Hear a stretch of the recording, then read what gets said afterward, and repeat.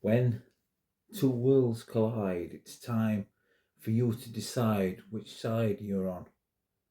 Don't be hasty, give it plenty of thought because it could be the last resort. So don't get your fingers burnt. What lessons have you learned? Because this isn't your first time at the rodeo. You've been around the block. So you know the score, you know how it works. You've accepted all of your quirks, so use them to your advantage. You could write a book with all of your experience. Now that your blessings have all been counted and you've mounted all the bumps in the road, against your better judgment, you shook hands on a killer deal. Headstrong and full of zeal, you were floating on cloud nine, trying to toe the line. You've been on the straight and narrow, and nobody could ever call you shallow because I know that you don't care about the aesthetics. You've never been a lover of cosmetics. You like things au naturel because beauty is only skin deep, and you've taken that giant leap. So you know that you can't be a man of two worlds. So it's time to decide. You have to choose a side.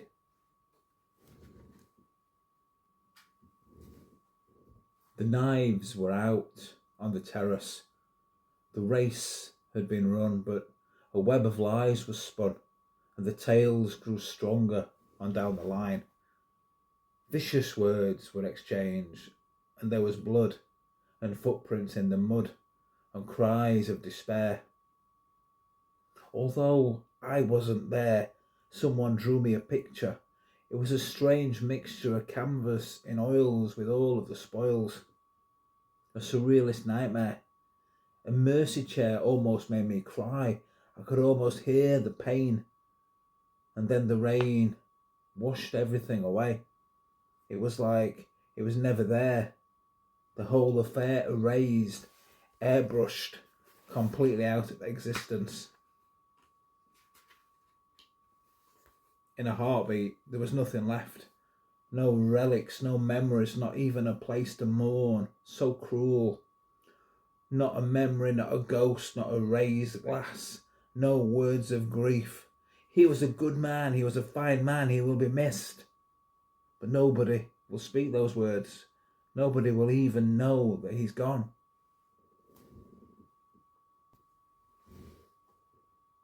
We tripped the light fantastic on feet of elastic in the graveyard where the gamblers were held to account. They had rolled their final number 6. Their last hand of cards had been dealt. There would be no more poker faces, no more ace of spades. They had seen their last races. Odds or evens, whatever the reasons, they had all thrown in the towel. The line had been crossed way too many times, and the signs had led them to this. A final kiss, a walk in the park, away with the lark, whilst the moon looked down from on high. We tiptoed through the tulips, we took a few sips, that whiskey was so fine. We ate fish and chips under a lunar eclipse, all along searching for a sign to lead us to the shrine. We tended to our blisters as brothers and sisters, traced family trees while the birds and the bees raised the offspring and a wedding ring on that bleak highway.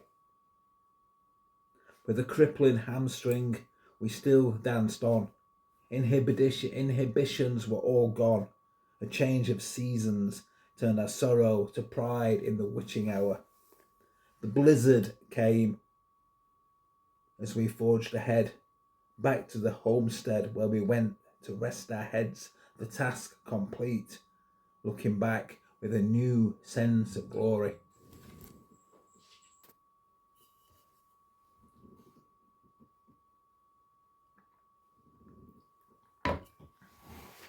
In school, I was the kid left standing on the sidelines.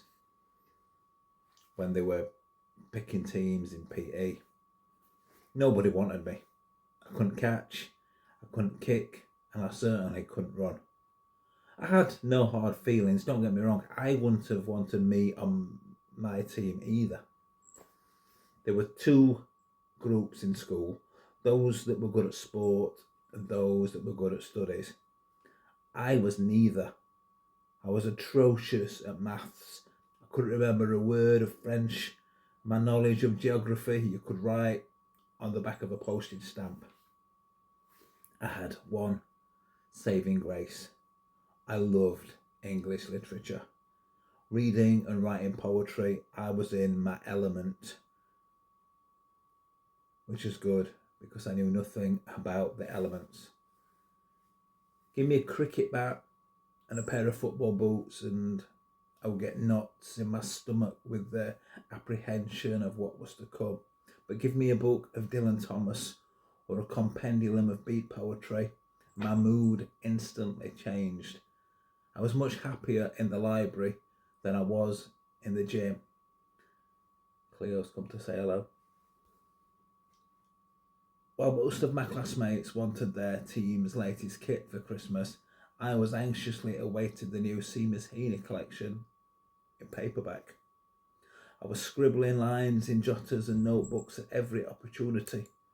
I'm still doing that today at 56 years old. I don't have a football team.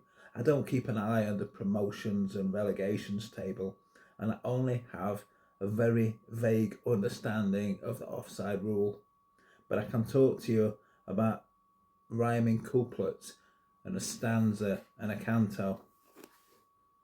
I doubt that I would be able to pick Lionel Messi out of a lineup, but I would easily pick out Ted Hughes.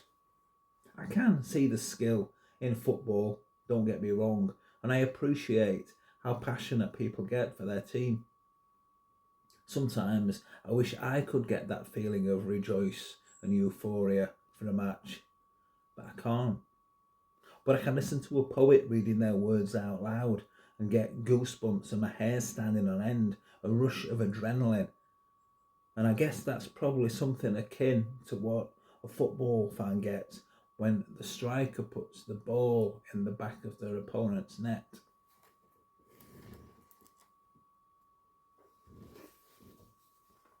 Fear takes a grip and holds on like a vice, squeezing the life out of you. You know what I mean? When you can't breathe, when you're shaking, when you're weak at the knees, like your legs won't take your weight and you can't swallow and your mouth is dry, like you want to choke or vomit or both. I don't know, it's a strange feeling when you're scared, afraid, frightened, when you're bricking it. Why are there so many words for that feeling when you're filled with dread, anxiety, apprehension, trepidation, anguish, terror, when your blood runs cold, when your hair stands on end? You know, more often than not, it's just your mind playing tricks with you. Like when you were a kid and you thought the bogeyman was under the bed and you wouldn't go to sleep until your parents had checked. Like you make them get down on their hands and knees and crawl under the bed. Then they'd come out and tussle your hair and kiss you on the forehead and say, there's nothing under there. And then they'd ask if you wanted to leave the light on and the door ajar when you went to sleep, and that would make you feel so much better. But you realise now, the monsters are not living under the bed, they're living out there in the world. Real human monsters. It's not the big bad wolf or Scar the lion, it's not Rumpelstiltskin or the big ogre. Real live people is what you have to fear. Never talk to strangers. Don't accept a lift from somebody that you don't know. That's what your parents always tell you. And I used to think they were being dramatic. Think, what's the problem? They're only people. What harm is it going to do talking to somebody? But true evil is out there. I say that now. And it's on the news every day. Real life monsters, real life malevolence. Can't say that word. Malevolence. So I can see now. I can see why fear does have so many words.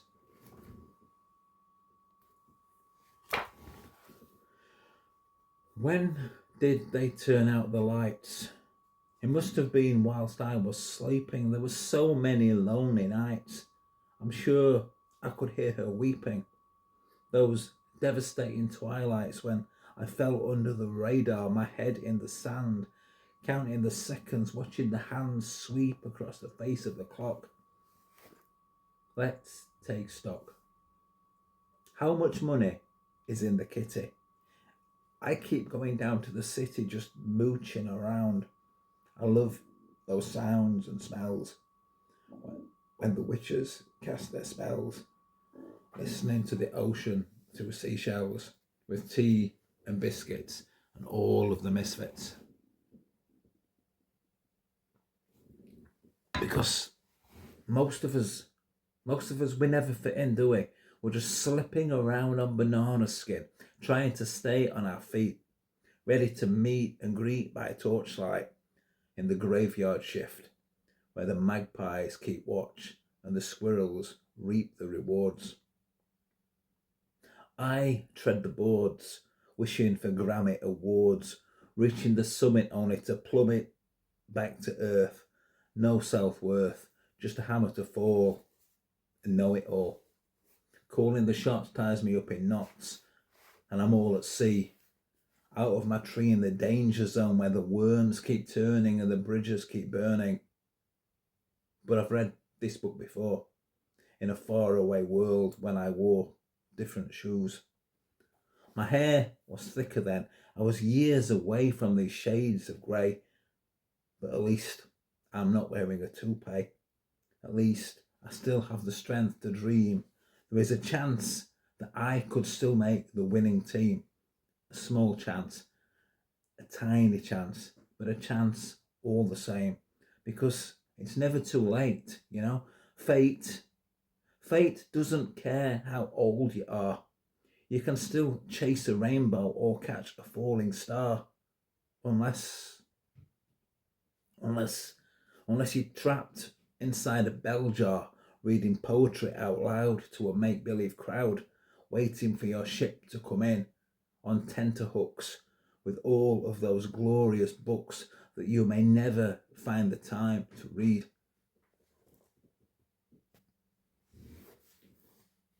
They raised the bar so that it was out of my reach. I said, "That's too high," but they just laughed at me. Told me not to be such a loser. "Cry, baby," they said. "You call yourself a man? Get a ladder or something." I said, "But I'm scared of heights. I couldn't climb that even if I had a ladder, or a rope, or a beanstalk. It'd make me feel sick, just the thought of it. Climbing. Even if I had a safety net, even for a bet. If they said to me, 'I'll give you £1,000,000, I still couldn't do it. It will make me sweat, because it's true what they say. I am a coward. Always was. From the minute I came out of the womb, even before that. They wrapped me up in cotton wool because they could see it straight away. I was never going to be a fighter. I was never going to fly. I know that from the start. I heard them say, this one's not going to be a high flyer. This one is going to keep his feet firmly on the ground. But that's cool. I've come to accept that I'm not destined for the stars and climbing those vertical bars.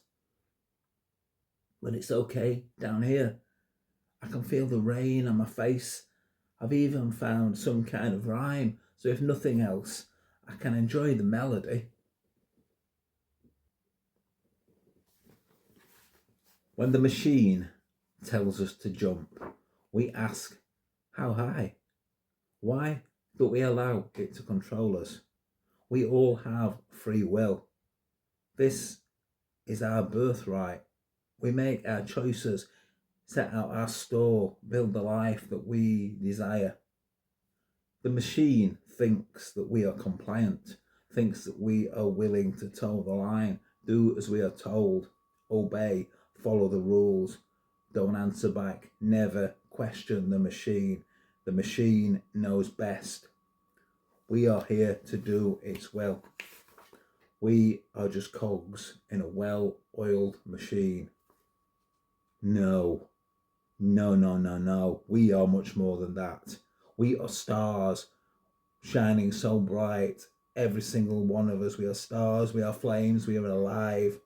Every human being, every heartbeat, every last drop of blood flowing through us, our wishes, our desires, our beautiful dreams. We are the ones that power the machine. We are the ones that nourish the machine. Without the machine, without us, the machine would grind to a halt. We are not in the machine. We are the machine. A key turned in the lock and the lights went out. The music stopped, replaced by white noise, and I scrubbed myself. Scrubbed so hard I needed to wash away the sin and the impurity that my mind had created. It was tearing me apart. I was beaten on my knees, tears making my eyes sting, and the knots in my stomach grumbling, churning. I couldn't focus. I had no plan. And you were so far away in another world, and the distance was devastating. I tried to reach you. I wanted to hear your heartbeat. I wanted to feel you. But I can't find the exit. And even if I did have a key, I'm all at sea, just splashing about, just about keeping my head above water. I should have known it was going to be a non-starter. It's written in the stars. I was too blind to see, so I'm going to close my eyes and count to 10. With a bit of luck, when I open them, I'll be back at the start again and have another go, and then baby steps, nice and slow. I've got all the time in the world, haven't I? There's no need to rush things. All the time in the world. Yeah. When exactly does this thing end?